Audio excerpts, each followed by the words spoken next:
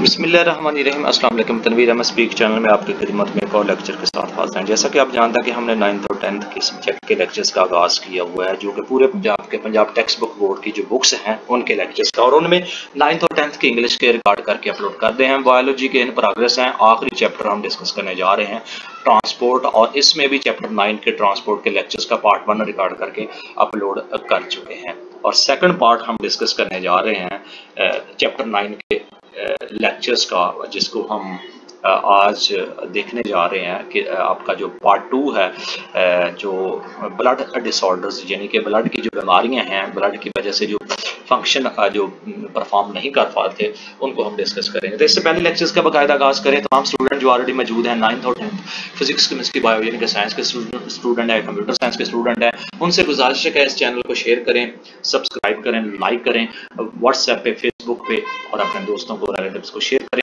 और अपने जो बारी बरकम फीस है उनको बचाते हुए इन तमाम लेक्चर्स को घर में बैठ के स्टेप बाय स्टेप, यानी कि छोटे छोटे पार्ट्स में, मैं तो पूरा का पूरा लेक्चर्स रिकॉर्ड करके अपलोड कर रहा हूँ, आप पे डिपेंड करता है कि आप इसको डिस्ट्रीब्यूट करें, डिवाइड करें थोड़े थोड़े हिस्सों में, और अपने इन तमाम लेसन्स को मेमोराइज करते हुए अपने नॉलेज को एनहेंस करें।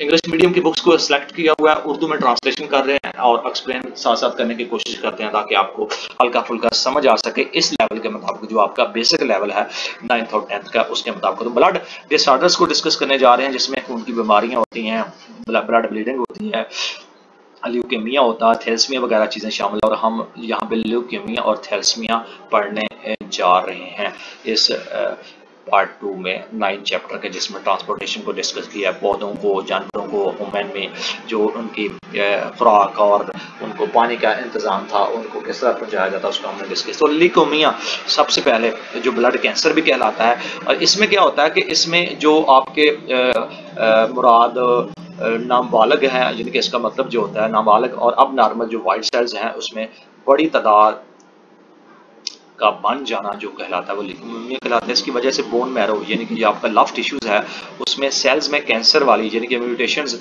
हो जाता है, यानी कि जीन्स में तब्दीली आ जाती है, और इस म्यूटेशन की वजह से ल्यूकोसाइट्स का बढ़ना बेकाबू हो जाता है, और नाक्स ल्यूकोसाइट्स बढ़ना शुरू हो जाते हैं ये ल्यूकेमिया में।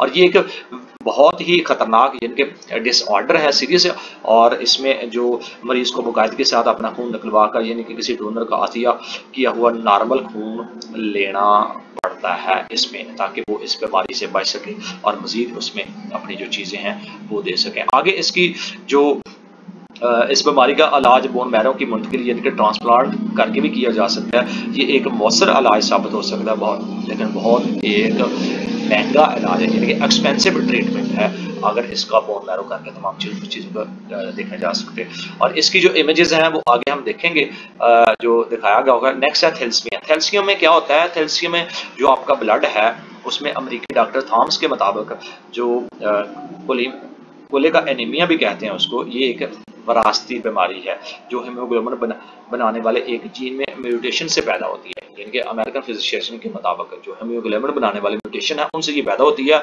और ये नाकस किस्म के म्यूटेशन की वजह से इनका हीमोग्लोबिन बढ़ना और मरीज में ऑक्सीजन की ट्रांसपोर्ट मुनासिब तौर पे नहीं हो पाती, और इस मर्ज में मुब्तला लोगों का खून बाकायदगी से नॉर्मल खून से बदलना पड़ता है, यानी कि इसमें बताओ इसका इलाज भी जो है ना आप बोन मैरो ट्रांसपोर्ट से कर सकते हैं, लेकिन ये 100% नतायज नहीं देता इसमें जो सारी की सारी चीज़ें थैलेसीमिया में पाई जाती है।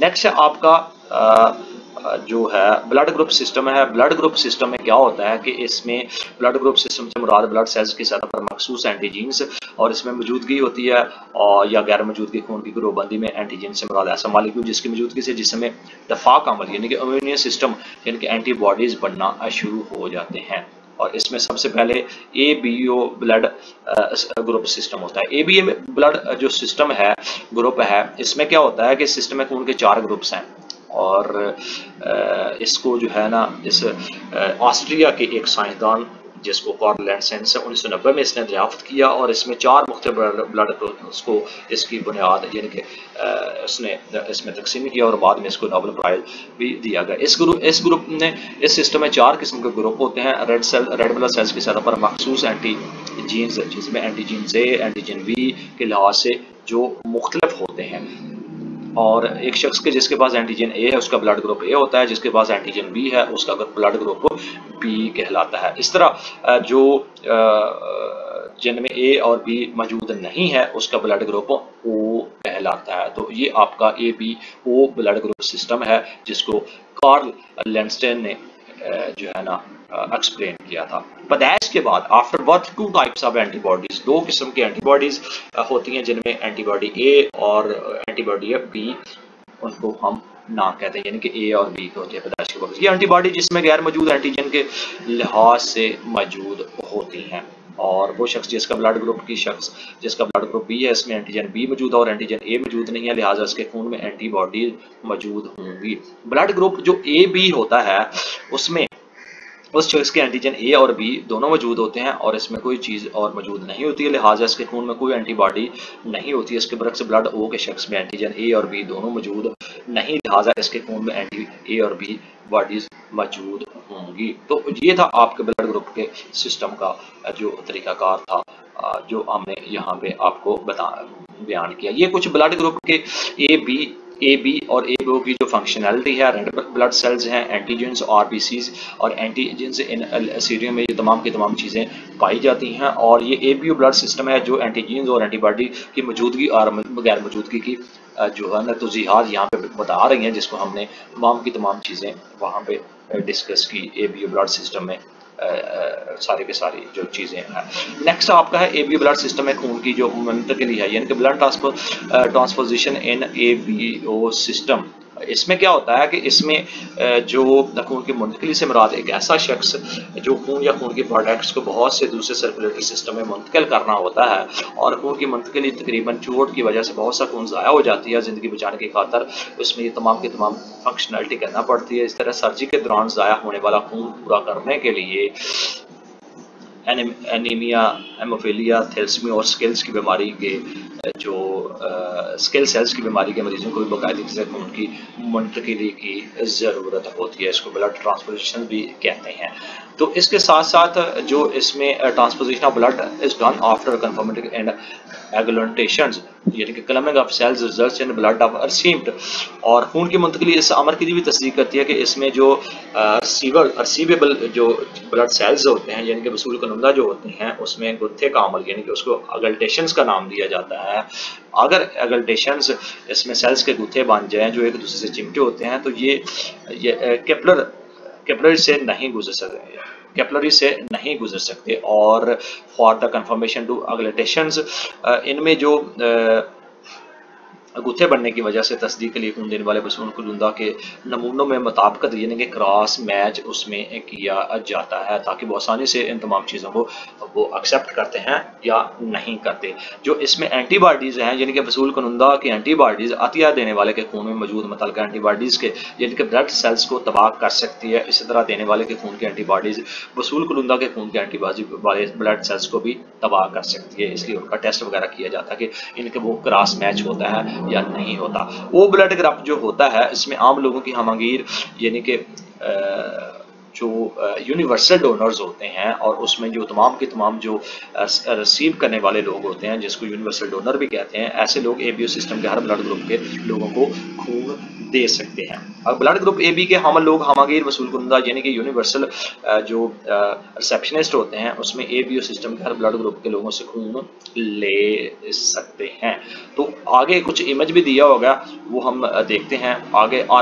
RH ब्लड ग्रुप सिस्टम क्या कहलाता है? पॉजिटिव और नेगेटिव ब्लड ग्रुप सिस्टम जिनको हम टेस्ट करवाते हैं तो बाद में पता चलता है ये नेगेटिव और पॉजिटिव। इसमें क्या होता है RH ब्लड ग्रुप सिस्टम में, इसमें 1930 की दहाई में कार्ल लैंड सेंटर ने RH ब्लड ग्रुप सिस्टम दरियाफ्त किया। इसमें दो किस्म के ग्रुप्स पाए जाते हैं, RH पॉजिटिव और RH नेगेटिव, यानी कि दो किस्म के हैं। और दोनों के दोनों जो ग्रुप्स हैं इसमें रेड ब्लड एंटीजन की मौजूदगी या गैर मौजूदगी की बुनियाद इसमें मुख्तलिफ होती है। और ये एंटीजन RH फैक्टर जैसे कि रिहोसिस मंकी दरियाफ्त किया गया उसमें कहलाता है रेड ब्लड सेल्स को RH फैक्टर रखने वाले शख्स का ब्लड ग्रुप RH पॉजिटिव रखने वाले का RH बनाया जाता है। तो इस तरह ये तमाम की तमाम जो फंक्शनैलिटी है ये सिस्टम में गैर मौजूद एंटीजनों के खिलाफ जो एंटीबॉडीज़ पैदा होती हैं उसमें RH सिस्टम और RH नेगेटिव शख्स इस वक्त RH एंटीबॉडीज़ नहीं बना पाता, जिसकी बिना पे उसके RH या पॉजिटिव खून का फैक्टर दाखिल नहीं हो पाता। तो ये RH ब्लड सिस्टम था जिसको RH फैक्टर्स का नाम दिया गया और ये कार्ल लेंसर ने इसको भी दरियाफ्त किया था। ब्लड ट्रांसफ्यूजन में एक RH ब्लड ग्रुप सिस्टम होता है और जैसा कि यहाँ पे जो आपको एक दिखाया गया है ये खून की मुंतकिली की क्रॉस मैचिंग है जो ऊपर हमने डिस्कस किया और इसमें जो खून की मुंतकिली है वो कैन बी ट्रांसफर्ड और कैन बी एग्लूटेशन, यानी कि खून नहीं दिया जा सकता। अगर क्रॉस मैच हो जाता है तो उसमें खून दिया जा सकता है, अगर नहीं होता तो वो नहीं दिया जा सकता, इसका ये मतलब कहलाता है। नेक्स्ट आपका है ब्लड ट्रांसफ्यूजन इन RH ब्लड ग्रुप सिस्टम। तो आपका ब्लड ग्रुप में सिस्टम के खून की मुंतकिली किस तरह की जाती है। RH जो पॉजिटिव ग्रुप होता है यानी कि उसमें वसूल कुनुंदा यानी कि जो लेने वाला खून होता है और वसूल कुनुंदा के खून में पहले से RH फैक्टर्स मौजूद होते हैं और वो RH एंटीबॉडीज नहीं बना पाएगा। इस तरह RH negative blood group RH negative group के जो वसूल कुनुंदा यानी कि लेने वाला होता है, क्योंकि देने वाले खून में RH फैक्टर मौजूद नहीं है, इसलिए वसूल कुनुंदा का जो खून है जिसको RH एंटीबॉडीज नहीं बना पाएगा, अगर एक RH नेगेटिव खून वाले को RH पॉजिटिव का खून दिया जाए तो उसमें दाखिल होने वाले RH फैक्टर्स के खिलाफ एंटीबॉडीज नहीं बनेगी, लिहाजा RH बॉडी पॉजिटिव वाले नेगेटिव RH को खून दिया जा सकता है। लेकिन शर्त यह है कि देने वाले के खून में RH नेगेटिव माजी में कभी RH फैक्टर मौजूद दाखिल ना हुए हों और उसमें एंटीबॉडीज भी मौजूद ना हों। तो ये तरीका इसमें ब्लड ग्रुप सिस्टम में खून की मुंतकिली RH में की जा सकती है। इन तमाम चीज़ों को गौर रखना बहुत ज़रूरी है एज ए लेबॉर्ट्रिस्ट।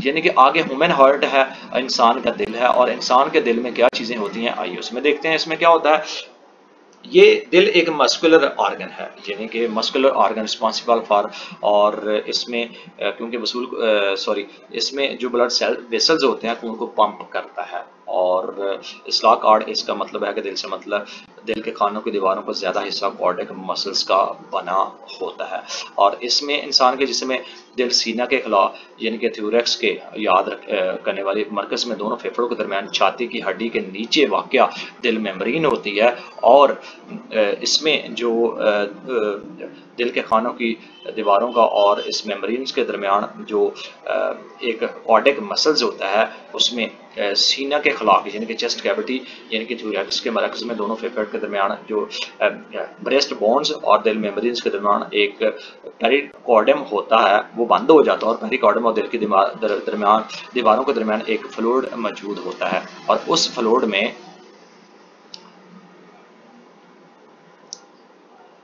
पेरिकार्डिक फ्लूइड उसको हम उसका नाम देते हैं और दिल के सिकुड़ने के दौरान ये फ्लूइड पेरिकार्डियम और दिल के दरमियान रगड़ को कम करता है। तो इनको परिंदों और हार्ट इज इनक्लोज्ड एंड पैराडाइजिम और ये इनको कम करता है। Human heart consist of 4 chambers और परिंदों और मैमल्स के इंसान का दिल भी 4 खानों पर मुश्तमिल होता है और ऊपर वाली पतली दीवारों वाले खाने या बायां और दायां यानी कि जिसको आर्टरिया बोलते हैं वहद एट्रियम कहलाते हैं, जबकि नीचे वाले मोटी दीवारों वाले खाने बायां और दायां जिनको वेंट्रिकल्स का नाम दिया जाता है, बायां वेंट्रिकल दिल का सबसे बड़ा और मजबूत खाना होता है। यानी कि परिंदों और मेमल्स की तरह इंसान का दिल भी 4 खानों पर मुश्तमिल होता है। इसमें यह नेक्स्ट आपका है कि जो आप इंसान का दिल एक डबल पंप यानी कि heart human works as double pump के तौर पर काम करता है। ये जिस्म से ऑक्सीजन वाला यानी कि डाइऑक्साइड खून वसूल करता है और इसे फेफड़ों की तरफ पंप करता है। इसी दौरान ये फेफड़ों से ज़्यादा ऑक्सीजन वाला यानी कि ऑक्सीडेटेड खून लेता है और इसे तमाम जिस्म की तरफ पंप करता है। दिल के अंदर डीऑक्सीजेंट और ऑक्सीजन खून को अलहदा रखा जाता है। अब यहाँ दिल के अंदर खून की सर्कुलेशन का मुख्तसर बयान दिया जाता है जिससे उसके डबल पंप के मैकेनिज्म की वजाहत होती है। यानी कि डबल पंप जो सिस्टम है उनको एक्सप्लेन किया जा सकता है, उसकी ट्रांसलेशन की जा सकती है।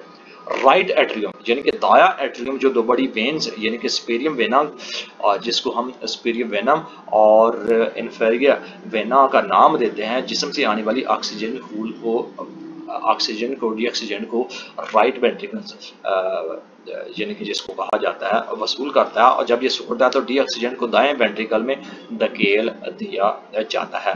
दाएं एट्रियम और दाएं वेंट्रिकल के दरमियान सुराख की एक हिफाजत एक वाल्व करती है, यानी कि जिसको टाइस्कोपेड वैल्यू वाल्व भी कहा जाता है। और ये चूंकि 3 फ्लैप्स पर मुश्तमिल होती है, जब दायां वेंट्रिकल सूखता है तो खून पल्मोनरी ट्रंक के जरिए फेफड़ों की तरफ जाता है, और इस पल्मोनरी जो लीव्स होते हैं इसमें वाल्व मौजूद होते हैं जो पल्मोनरी ट्रंक से दाएं वेंट्रिकल में खून की वापसी पर बहाव को रोका जाता है। इसमें तो बाया एंट्रियम पल्मोनरी जो कि फेफड़ों से आने वाला ऑक्सीजन खून वसूल करता है, इसमें क्या होता है कि इसमें जब ये सिकुड़ता है तो ऑक्सीजन जो खून को बाएं वेंट्रिकल में जब धकेलता है तो उसमें बाएं एट्रियम और बाएं वेंट्रिकल के दरमियान सुराख की हिफाजत एक बिस्कप यानी कि वाल्व करती है। बिस्कप वाल्व उसका हिफाजत करती है, और इस वाल्व में 2 फ्लैप्स होते हैं, 2 पट होते हैं।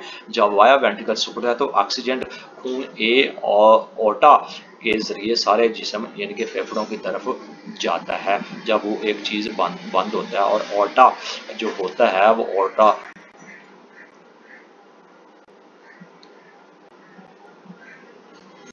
ये आपके सामने इसकी शक्ल सारी की सारी इसकी जो तस्सीर का निज़ाम है उसमें दिखाया गया है, और इसमें सारी की सारी चीज़ें हैं। तो इस ओटा में जो बायां बैटरी का सिस्टम है, और इसमें पूरे जिस्म जो हाई ऑक्सीजन वालों के बायां वेंट्रिकल से एंट्रिकल में वापसी बहाव को जब वो रोकता है तो उसे ओटा की बुनियाद पर एक ओटिक सेमी लेवर्स वाल्व उसमें मौजूद होते हैं जो ओटा से बाएं वेंट्रिकल खून में उसके वापसी के बहाव को देखता है। और ये 9.15 जो इसमें शक्ल है इसमें दिखाया गया है इंसान दिल साख्त और खून का बहाव। और ये तमाम के तमाम जो मैंने डिस्कस किए हैं, ए ओटा जो कहलाता है ये वाला आपका कहलाता है, ये पल्मोनरी आर्टरी कहलाता है, ये पल्मोनरी वेन आपकी कहलाती है, ये लेफ्ट आर्टरियम कहलाता है। और इन तमाम जो आपको नॉमेनक्लेचर दिए गए इनके थ्रू इसका जो ब्लड सिस्टम है यानी कि आपका जो खून का बहाव है आपके दिल के इंसान के दिल के साथ, इंसान के ह्यूमन हार्ट के साथ, तो इनकी फंक्शनैलिटी और इनके जो खून का सिस्टम है जिसमें साख्त और खून का बहाव दिखाया गया है, इन तमाम फंक्शनैलिटी के थ्रू ये अपनी ड्यूटी परफॉर्म करता है और अपनी जो एक्टिविटीज़ है उनको बाया तकमील तक पहुंचाया देता है। नेक्स्ट है पल्मोनरी एंड सिस्टमैटिक सर्कुलेशन। इसमें क्या होता है कि हम देखते हैं we see that right side of heart collect कि दाएं जानब डी ऑक्सीजन खून लेती है और इसे फेफड़ों को दे देती है, जबकि दिल की बाएं जानब फेफड़ों से ऑक्सीजन खून लेती है और इसे जिस्म को दे देती है। वो रास्ता जिससे दिल से डी ऑक्सीजन खून को फेफड़ों में और वहां से ऑक्सीजन खून को वापस में लाया जाता है पल्मोनरी सर्कुलेशन या सर्किट कहलाता है। तो इसको हम पल्मोनरी सिस्टम या सर्कुलेशन भी कहते हैं। इस तरह वो रास्ता जिससे दिल से ऑक्सीजन को खून जिस्मनाई और वहां से डी ऑक्सीजन को खून वापस दिल में लाते हैं, इसको हम सिस्टमैटिक सर्कुलेशन या सर्किट का नाम देते हैं। इस तरह ये पल्मोनरी और सिस्टमैटिक सर्कुलेशन इस इन फंक्शनैलिटी को परफॉर्म कर रहा होता है। यहाँ पे भी एक आपको 9.16 जो शक्ल दी गई है, ये लंग्स हैं आपके, ये लेफ्ट एंट्रियम है, ये आपका बायां है, ये दायां है। और इस तरह जो आपका ये सर्किट है जिसमें इंसान के दिल की एक और डायग्राम है, और इसमें जो पल्मोनरी सिस्टम है और इसके सर्किट को वजाहत दी गई है।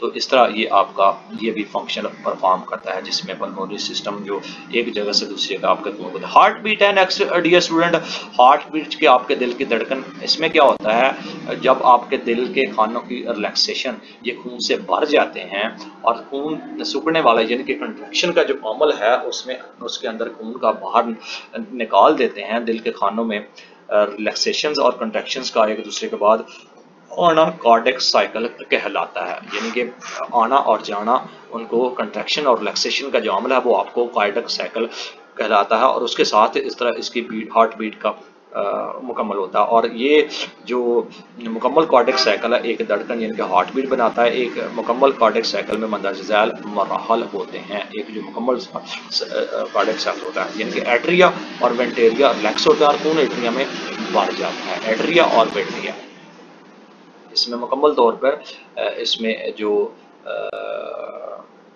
खून एडिया में दाखिल हो जाता है। इस पीरियड को कार्डिक डिस्टॉल का नाम भी दिया जाता है इस अमल को, यानी कि इसको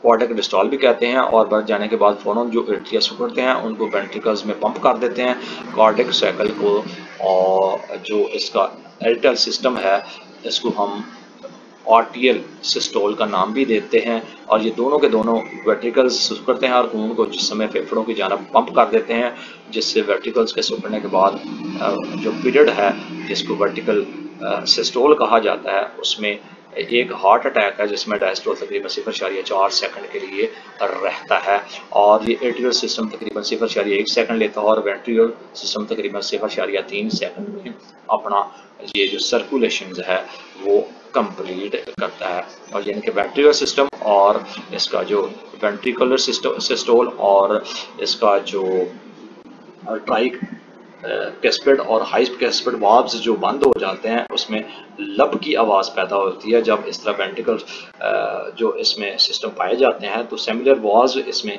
इसका बंद हो जाना, यानी कि डब की आवाज़ पैदा हो जाना, लब डब को आवाज़ें को स्टेथोस्कोप की मदद से इसकी सुनी जा सकती हैं, जिससे हम इसकी मरीज़ की बीमारी की तशखीस भी कर सकते हैं। और ये आपको एक कॉर्टेक्स एक सेल है जिसको एक शक्ल में आपको दिखाया गया है, 4 सेकंड है, 1 सेकंड है, और इस तरह आप स्टेथोस्कोप की मदद से इन तमाम चीज़ों की आवाज़ सुन के इसकी तशखीस करने की कोशिश कर सकते हैं। Heart rate and pulse rate क्या होता है?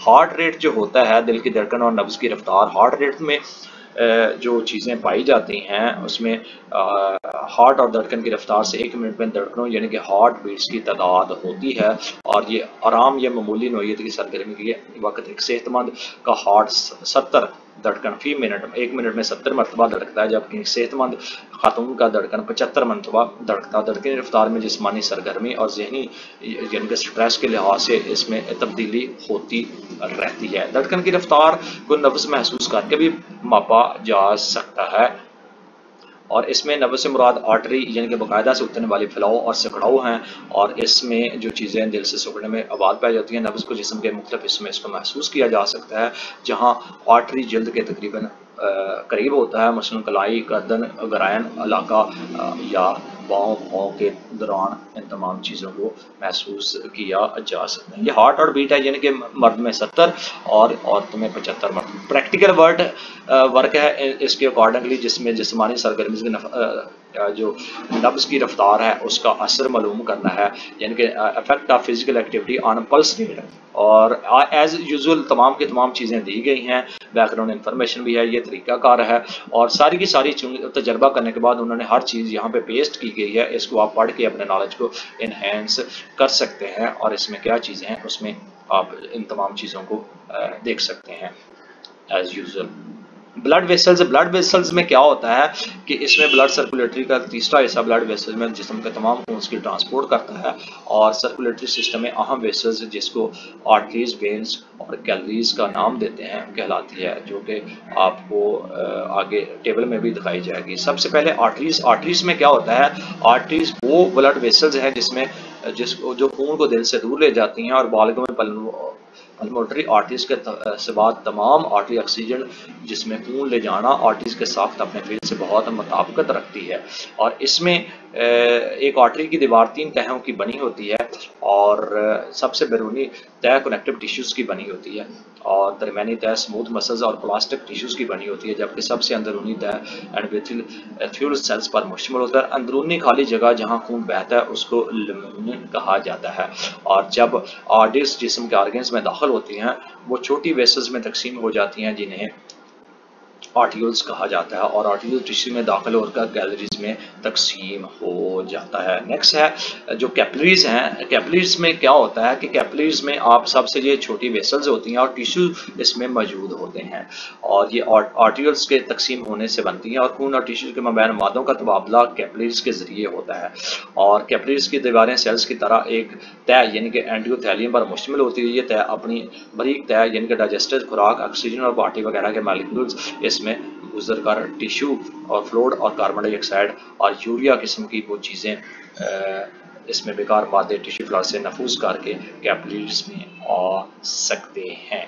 तो ये आपका कैपिलरीज वाला सिस्टम है। नेक्स्ट आपका वेन्स है। वेन्स में क्या होता है, वेन्स में ये होता है कि वेन्स में वो ब्लड वेसल्स होती हैं जो खून को दिल की तरफ ले जाते हैं। बालगों में पल्मोनरी वेन्स के सिवा तमाम वेन्स ऑक्सीजन खून ले जाती हैं। और वेन्स में जो चीज़ें पाई जाती हैं वो फेल से मुताबिकत रखती हैं। वेन की दीवारें भी यानी 3 किस्म की बनी होती हैं जो आर्टरी में मौजूद होती हैं। फ़र्क सिर्फ यह है कि वेन की दीवार दरमियानी तह में स्मूथ मसल्स और एप्लास्टिक टिश्यू आर्टरी की निस्बत कम होते हैं, और वेन्स में लिम्फन आर्टरीज की निस्बत इसका ज़्यादा खला होता है। और इन टिश्यूज़ के अंदर कैपिलरीज की छोटी वेन्स बनाई जाती हैं जिन्हें वेन्यूल्स कहते हैं। वेन्यूल्स मिलकर वेन्स बनाते हैं जो ऑर्गन से बाहर जाती हैं, और ज़्यादातर वेन्स में वॉल्स मौजूद होते हैं जो इनमें खून की वापसी का बहाव को रोकते हैं। और आगे आपको इमेज दिए गए हैं, यानी कि इनकी शक्लें दिखाई गई हैं, और ये जो शक्लें हैं वहाँ पे आपका खून और टिश्यू के मबैन मादों का तबादला है ब्लड वेसल्स के दरमियान इनको दिखाया गया।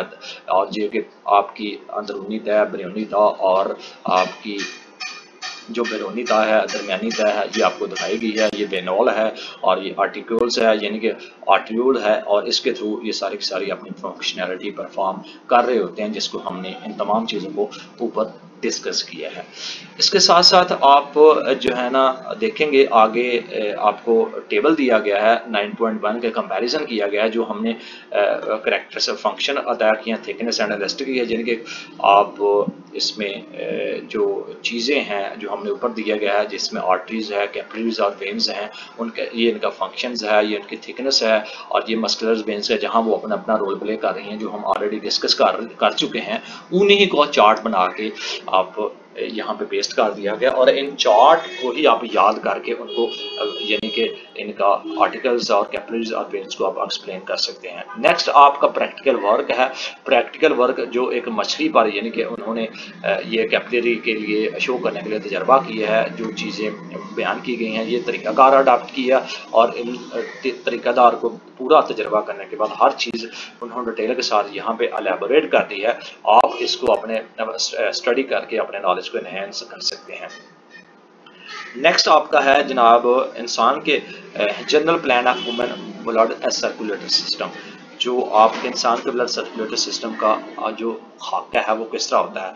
आम तौर पर जो इंसान के जिस्म में खून की गर्दिश में हक़ाइक़ जानने के लिए कई साइंसदानों ने जो काम किया है उसमें दो अहम साइंसदान जिन्होंने ब्लड सर्कुलेटरी सिस्टम का इल्म फैलाया उनमें इब्न नफीस और विलियम हार्वे शामिल हैं। यानी कि इब्न नफीस और विलियम हार्वे जो कि इसका दौरानिया 1210-1286 के एक तबीब था, और उसे खून की गर्दन तलाश करने के लिए पहला साइंसदान उसको माना जाता है। और विलियम हार्वे जिसने 1587-1657 के दरमियान दिल का खून पंप करने का अमल और बड़ी आर्टरीज और वेन्स को खून का रास्ता दरियाफ्त किया। और अब हम देखेंगे कि बड़ी आर्टरीज और वेन्स किस तरह आर्टिकल्स के साथ सिस्टम को बनाती हैं, आगे हम देखते हैं। आर्टरियल सिस्टम में इसमें क्या होता है कि इसके दिल के बाएं यानी कि इसका जो पल्मोनरी ट्रंक है जिसको हम दिल के वायर वेंट्रिकल्स के साथ इसके जो है ना जुड़ा होता है, और दाएं और बाएं जानिब पल्मोनरी आर्टरीज में इसको तकसीम किया जाता है। ये आर्टरीज दाएं और बाएं फेफड़ों को ऑक्सीजन यानी कि उसको खून पहुंचाती हैं, और दिल के बाएं वेंट्रिकल से ऑक्सीजन खून एक बड़ी आर्टरी और अरोटा में आता है और एओरोटा की तरफ चढ़कर मुड़ता है, और कमान सी शक्ल की ए और आर्च ये बनाता है। ये आर्च मुड़कर जिस्म के नीचे की तरफ जाती है। ए आर्च की बलाई सतह से 3 बड़ी आर्टर निकलती है जो सर, कंधों और बाजुओं को खून पहुंचाती हैं, और इसमें से गुजरकर जो चीज़ें अपना परफॉर्म अदा करती हैं उन्हें हम डिसॉल्वर आर्टा कहते हैं। ये डिसॉल्वर आर्टा उसको कहते हैं। और ये जो डिसॉल्वर आर्टा है इसके साथ बहुत सारी चीज़ें जिनकी अहम चीज़ें यहाँ इसके साथ बयान की जाती हैं, जिनमें बहुत सी इंटरकोस्टल आर्टरीज पसलियों यानी कि रबर्स और उसको ये खून पहुँचाती हैं, जिसको सेलिनिक आर्टरी और सुपीरियर आर्टरी का नाम भी दिया जाता है, जबकि हेपेटिक आर्टरी जिगर को खून पहुँचाती है। और ये हेपेटिक जिगर जो कहाँ पे पाया जाता है वो आगे हम देखते हैं। ये यहाँ पे आपका रेनल आर्टरीज और गोंडल आर्टरीज को मिलकर हाइपर चीज़ें बनाती हैं। इनसे नीचे रेनल आर्टरीज का एक जोड़ा है जो गुर्दों को खून पहुंचाता है, और जो गोंडल आर्टरीज यानी कि ऑर्गन्स को इसको खून पहुंचाने का सारा अंजाम देते हैं। इनसे थोड़ा सा अगर नीचे देखेंगे तो इन्फीरियर जो मेसनेट्रिक आर्टरी पाई जाती है जो लार्ज इंटेस्टाइन के हसूल को खून देती है। उसके बाद एओर्टा यानी कि कॉमन इलाका में इसको तकसीम किया जाता है, और हर कॉमन इलाका जो मजीद तकसीम होकर उसमें इंटर इलाका के साथ मिलकर एक्सटर्नल इलाका आर्टरी बनाती है, जो कि एक्सटर्नल इलाका रन के ऊपर से इसको मुख्तलिफ हिस्सों में ऊपर जाकर फीमोरल आर्टरी बन जाती है, और इसकी शाखें रान, घुटने, पिंडली, टखना और पाँव में चली जाती हैं। यानी कि इसकी जो it gives branches to high knee, shock, ankle and foot. तो ये आपके सारे का सारा आपका आर्टिकल सिस्टम था। नेक्स्ट आपका the venous system. Venous system में क्या होता है स्टूडेंट्स? वीनस सिस्टम में आप देखेंगे कि जो आप फेफड़ों से आने वाली पल्मोनरी बेंजड ऑक्सीजन है जो खून दिल के बाएं एट्रम में दाखिल होती है, यानी कि दो बड़ी वेन्स जिसमें सुपीरियर वेना केवा और इन्फीरियर वेना सारे जिस्म से डीऑक्सीजन खून लाती हैं और दिल के दाएं एट्रियम में इसको डाला जाता है। सुपीरियर वेना केवा सरकंडों और बाजों से आने वाली मुख्तलिफ वेन्स के मिलने से बनता है, जो कि टांगों से बहुत सी गेयर्स डीऑक्सीजन खून लाती है जो इन्फीरियर केवा कहलाती है, और हर जानब की पिंडली, अरबाओं और घुटने से खून लाने वाली बेनियत जो है एक फेमरल वेन में उसको कन्वर्ट कर दिया जाता है। इसके अलावा इसमें जो दोनों कॉमन एल्वेनिक दाखिल होती हैं, बाएं और दाएं कॉमन वेनियल्स को इन्फीरियर वेना केवा बनाती है। कई छोटी वेन्स केवा में दाखिल होती हैं। इनमें अहम जो हेपेटिक वेन, रेनल वेन और गंडिक वेन्स मैदा तली और पैंक्रियाज में इन तमाम चीज़ों को हेपेटाइटिक पोर्टल में वेन में इनको खोला जाता है। तो ये आपकी वेनस सिस्टम के बारे में आपको बताया जा रहा है, और वो सारे का सारा इस इमेज से भी आप देख सकते हैं कि जिगर से एक हाइपोसिस्टिक खून इन्फीरियर वेना क्यूबा में डाली जाती है जो कि गुर्दों से रेनियल वेन्स, जबकि गोनेड से दो गोनेडल वेन्स खून इन्फीरियर वेना में लाई जाती है। थोरैक्स की कैविटी में थोरैक्स की दीवार पसलियों से आने वाली वेन्स भी इन्फीरियर वेना केवा में खुलती है, और ये सारे के सारा इस शक्ल में आपके सामने दिखाया गया है। इंसानी जिस्म में अहम आर्टरीज और वेन्स का जो फंक्शनैलिटी है जो हमने आपको एक्सप्लेन करके बताया, वो सारी की सारी इस पर डिपेंड कर रही है, और हर चीज़ इसको अलग-अलग इन तमाम चीज़ों में डिफाइन की गई है और उनका नाम दिया गया है। इसके साथ जो कार्बन वेस्कुलर्स हैं और उसकी डिसऑर्डर्स हैं, यानी कि कार्बन वेस्कुलर्स की जो बीमारियां हैं वो किस तरह फंक्शनैलिटी करती हैं। इसमें क्या होता है कि इसमें आप ऐसी बीमारियां हैं जिनमें दिल और ब्लड वेसल्स यानी कि मुतासर होते हैं और कार्डियक वेसल्स बीमारियां कहलाती हैं। इन बीमारियों के वजूहत और उसका असर मैकेनिज्म और इलाज मिलते जुलते हैं। ज़्यादा उम्र जिसमें डायाजन से खून में कमी बेशी, जिसको लो डेंसिटी लीपर्स यानी कि मसलन कोलेस्ट्रॉल और ट्राई कोलेस्ट्रॉल्स का ज़्यादा हो जाना, तंबाकू नोशी, हाई ब्लड प्रेशर्स, हाइपरटेंशन, मोटापा और जिस्मानी काम के बगैर ज़िंदगी के ऐसे खतरनाक अनासर जो कार्डियो और वेस्कुलर बीमारियों का बायस बनते हैं। सबसे पहले है एथ्रो वेसिकल्स और आर्टिकल वेस्कुलर्स। इसमें क्या होता है, इसमें डियर स्टूडेंट ये होता है कि आर्थो वेस्कुलर्स और आर्ट्रियो जो वेस्कुलर्स होती हैं, इसमें जी ऐसी बीमारियां जो दिल की बीमारियों का बायस बनती हैं। एथ्रो वेस्कुलर्स का आम अल्फाज में आर्टरीज का तंग हो जाने यानी कि नैरोइंग हो जाता है। ये एक क्रॉनिक यानी कि ज़्यादा अरसा रहने वाली बीमारी है जिसमें आर्टरीज में जो फैटी मटेरियल्स है, कोलेस्ट्रॉल या फाइबर जमा हो जाते हैं। जब ये हालत शदीद हो जाए तो उसमें मुनासिब तरीके से ये मज़ीद चीज़ें खुल जाती हैं और सुधर नहीं सकती है, इनमें खून का गुजरना मुश्किल हो जाता है।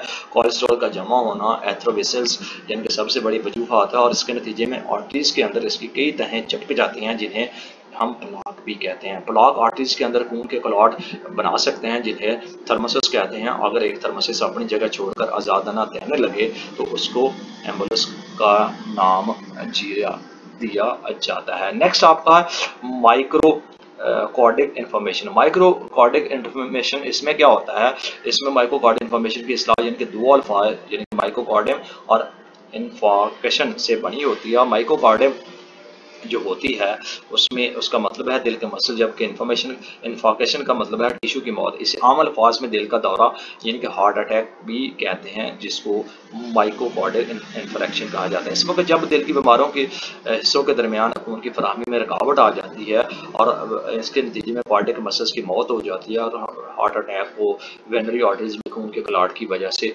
ये चीज़ें आपके सामने वकूअ पजीर हो सकती हैं। ये एक इमरजेंसी हालत है। दुनिया में मर्दों और औरतों की अमवात एक बहुत बड़ी वजह इससे भी होती है और ये माइकोकार्डियल इन्फेक्शन की सबसे आम अलामत सीना में शदीद दर्द उठना है। ये दर्द सीना में एक तितली यानी कि एक तंगी, दबाव और बोझ, जिसको स्क्यूजन कहा जाता है, के एहसास के तौर पर होता है और दर्द अक्सर जो बाएं बाजू की तरफ फैलता है, लेकिन निचले जबड़ा, गर्दन, दाएं बाजू और कमर की तरफ भी जा सकता है। माइकोकार्डिक इन्फेक्शन में बेहोशी और हत्ता के अचानक मौत भी वाक़या हो सकती है और ये कुछ एथेरोस्क्लेरोसिस और इसके नतीजे में होने वाले माइकोकार्डिया का जो इन्फेक्शन है उसको दिखाया गया है, जिसकी वो डेड हार्ट टिश्यूज जब ये बंद हो जाती हैं तो इसकी वजह से हार्ट अटैक का जो फंक्शन सर अंजाम होता है, जिससे इंसान की मौत वाक़या हो जाती है। और जैसे एक एक्टिवेट यानी कि तेज से होने वाला माइकोकार्डियल इन्फेक्शन जब फौरी इलाज ऑक्सीजन की फराहमी, जिसको एस्पिरिन और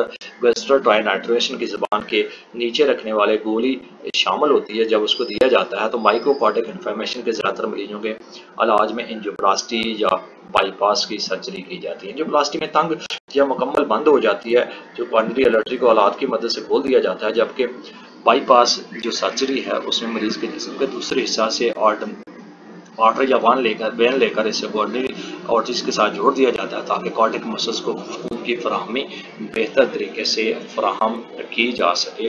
तो इस तरह ये आप जो एथेरोस्क्लेरोसिस और उसके नतीजे में होने वाला माइकोकार्डियल का जो फंक्शन है उनको आप जान सकते हैं। यहाँ पे ये चीज़ जानना भी ज़रूरी है, पाकिस्तान में बालिगों की जो अमवात है उसमें 12% तकरीबन कार्डियक जो वेस्कुलर बीमारियां की वजह से हुई है, जिसमें वफाकी अदारा शुमारियात के मुताबिक हाइपरटेंशन पाकिस्तान में कार्डियक वेस्कुलर बीमारियां सबसे बड़ी वजह बनती हैं, जिसमें 12 मिलियन से ज़्यादा लोग हाइपरटेंशन का इस वक्त शिकार हैं। तो इस तरह ये आप इन तमाम चीज़ों को आप इंफॉर्मेटिकली ये चीज़ें ले सकते हो। हमारी आबादी का तकरीबन 10% डाया वेटर्स में मुब्तला है और वर्ल्ड हेल्थ ऑर्गेनाइजेशन के मुताबिक पाकिस्तान में हर शहरी यानी कि बालिग मर्दों में से एक मोटापे का शिकार है। तो डियर स्टूडेंट, ये था आपके ट्रांसपोर्ट आपका चैप्टर 9 और उसके लेक्चर्स का पार्ट 2 जिसको हमने डिस्कस किया, और इसमें जो कुछ अंडरस्टैंडिंग के कंसेप्ट हैं वो सारे के सारे चैप्टर में, जिसमें वाटर एंड सॉल्ट्स वगैरह और इसमें स्टोमेटिकल ओपनिंग एंड क्लोजिंग का जो तरीका था ट्रांसपोर्टेशन का उसको डिफाइन किया गया। इसमें डिफरेंट फैक्टर्स को, जिसमें ट्रांसपायरेशन का जानवरों इंसानों को उसमें हमने डिस्कस किया और उसमें जो ज़रूरी चीज़ें थी उसके बारे में, ट्रांसपायरेशन के बारे में उसको डिस्कस किया, किस तरह पुल किया जाता है और किस तरह उसको मूवमेंट ऑफ वाटर उसकी होती है और उसके प्रेशर का फ्लो उसको हमने एक्सप्लेन किया। इसमें ब्लड ग्रुप्स वगैरह ABO उसको हमने एक्सप्लेन किया। जो सिम्टम थी साइंस ऑफ स्टेट की, यानी कि जो बीमारियों के बायस बनते हैं, ल्यूकेमिया, थैलेसीमिया, उसको हमने डिस्कस किया। इसके अलावा हार्ट डिजीज़ के बारे में डिस्कस किया और function of artery, when and capillary को हमने डिस्कस किया। मुख्तलिफ किस्म के डायग्राम्स को डिस्कस किया इसमें, और जो मुख्तलिफ किस्म के डायग्राम की सोल्यूशंस थी उसके बारे में, ब्लड सर्कुलेटरी सिस्टम के बारे में बताया। इसके अलावा एथेरोस्क्लेरोसिस और एट्रोस्क्लेरोसिस के बारे में आपको बताया। इसके अलावा जो काजेज, ट्रीटमेंट्स, प्रिवेंशन ऑफ माइक्रोकार्डिया यानी कि जो हार्ट की डिजीज़ है उसके बारे में हमने इसके बारे में डिस्कस किया। तो ये था आपकी 9th बायोलॉजी के लेक्चर 9 चैप्टर का पार्ट 2, जिसकी तमाम के तमाम चीज़ें हमने डिटेल के साथ आपको ट्रांसलेशंस के साथ बताई हैं। ये 9 चैप्टर के लेक्चर का पार्ट 2 था। जो साइंस के स्टूडेंट हैं जिन्होंने बायोलॉजी रखी हुई है, फिजिक्स रखी हुई, केमिस्ट्री रखी हुई, आने वाले उन तमाम चैप्टर्स की भी बुक्स की भी जो है ना डिस्कशन होने वाली है। आप उससे मुस्तफ़ीद हो सकते हैं, उससे फ़ायदा उठा सकते हैं। जो बारी बरकम जो फीसें हैं वो उससे आप बच सकते हैं और इन लेक्चर से आप मुस्तफ़ीद हो सकते हैं। इन लेक्चर्स को छोटे छोटे हिस्सों में तकसीम करके आप अपनी जहनीत के मुताबिक, अपनी कैपेसिटी के मुताबिक, अपनी अहलियत के मुताबिक इसको सुन सकते हैं अपनी बुक के साथ। ये कुछ रेफरेंस दिए गए हैं, जितने भी राइटर हैं जिन्होंने बायोलॉजी में अपना रोल प्ले किया, ये उनका एक हिस्सा दिया गया अपनी बुक्स को राइट डाउन करने के लिए। और आगे कुछ आपकी वेबसाइट दी गई हैं जिसको आप विजिट करके मज़ीद इनके बारे में अपना नॉलेज इन्हेंस कर सकते हैं और इसमें आप तजर्बा कर सकते हैं और मज़ीद इसमें एक्सपेरिमेंट्स करने के बाद अपने नॉलेज को इजाफा कर सकते हैं। कुछ ग्लासरी यहाँ पे दी गई है, एट द एंड है, वैसे आपका चैप्टर ख़त्म हो चुका है और इसके साथ ही हमें दीजिएगा इजाज़त। ऐसे स्टूडेंट जो ऑलरेडी मौजूद हैं 9th और 10th के हैं, फिजिक्स केमिस्ट्री बायो उन्होंने रखी हुई है, कंप्यूटर साइंस के भी लेक्चर आने वाले दिनों में अपलोड हो सकते हैं यहाँ पे, और आप बारी भरकम फीसें जो आप अपनी अकेडमीज़ में यही चीज़ें आपको बताई जाती हैं उनसे आप बचा सकते हैं उन पैसों को, और उन पैसों को किसी और जगह पे आप इस्तेमाल करके अपने नॉलेज को इन्हेंस कर सकते हैं। इस चैनल को सब्सक्राइब करके बेल आइकन को लाजमी क्लिक करिए ताकि आने वाले दिनों में जितने भी लेक्चर हैं उनका इंटीमेशन आपको मिल सके। मेरी हौसला अफजाई के लिए चैनल पे आके इन तमाम लेक्चर्स को सुने, वॉच कीजिए, थोड़ा थोड़ा करके सुने। मुकम्मल लेक्चर आप सुनेंगे तो आपको इसको समझ नहीं आएगी, थोड़ा थोड़ा करके आप देखिएगा, अपनी बुक साथ रख के इसको समझने का। इन तमाम लेक्चर्स को एकदम रिकॉर्ड करके अपलोड करने का मकसद ये है कि तमाम चीज़ें अवेलेबल हैं, बाकी आप पे डिपेंड करता है। जैसा लेसन वाइज आपके स्कूल्स में, आपकी अकेडमीज में आपको बताया जाता है, थोड़ा थोड़ा करके इन तमाम चीज़ों को डिस्ट्रीब्यूट करके, डिवाइड करके आप इन तमाम चीज़ों को ड्राइव करके अपने जहन नशीन कर सकते हैं और इनसे मोटिवेशन लेने के बाद अपने एग्जाम की प्रिपरेशन कर सकते हैं। इसके साथ ही हमें दीजिएगा इजाज़त, एक और बुक के साथ फिर हाजिर होंगे। ये था आपका चैप्टर 9 यानी कि 9वीं की बायोलॉजी का, और कल से हम जो है ना वो 10वीं यानी कि आपकी 10th क्लास की बायोलॉजी को डिस्कस करने जा रहे हैं, ताकि जो उसमें चैप्टर हैं वो भी इसके साथ ही अपलोड कर दिए जाएंगे। इसके साथ हमें दीजिएगा इजाज़त, हमारी तरफ से अल्लाह हाफ़िज़।